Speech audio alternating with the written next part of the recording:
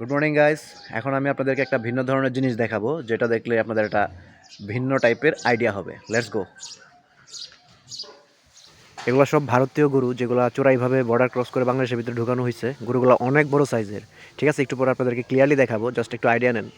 এই গরুগুলো চোরাইভাবে বাংলাদেশে ঢুকছে, আর আমি এখন আছি যশোরের সারসার, ভারতীয় সীমান্তের পাশে। এখন জাস্ট এগুলোকে খাওয়ানো হচ্ছে, ধোয়ানো হচ্ছে, কিছুক্ষণ পরে এগুলোকে বাইরে বের করা হবে। Let's see. গরুগুলোকে উঠানে শুকাইতে দেওয়া হয়েছে। গরুগুলো অনেক উঁচু, অনেক বড়, অনেক বৃহৎ সাইজ। আপনারা যদি কাছ থেকে দেখতেন না, তাহলে বুঝতে পারতেন যে আসলে গরুগুলো কতটুকু হেলদি এবং কতটুকু উঁচু। হ্যাঁ, অনেকেই ভিডিও করতে আসে, এগুলা জাস্ট দেখতে অসাম। আর এখানে আরেকটা গরু আছে, যেটা হচ্ছে ব্ল্যাক টাইপের। দেখেন এটা শিংগুলা দেখেন, মানে এটা একটা হিরো টাইপের গরু, খুবই রাগী। আর এটা শিংয়ের যে সাইজটা, এটা দেখলেই অনেক ভয় লাগতেছে। ঠিক আছে, সো ওভারঅল এই গরুগুলা ভারতীয় বর্ডার পার হয়ে চোরাই হয়ে বাংলাদেশে ঢুকে এবং এগুলা সেল হয়।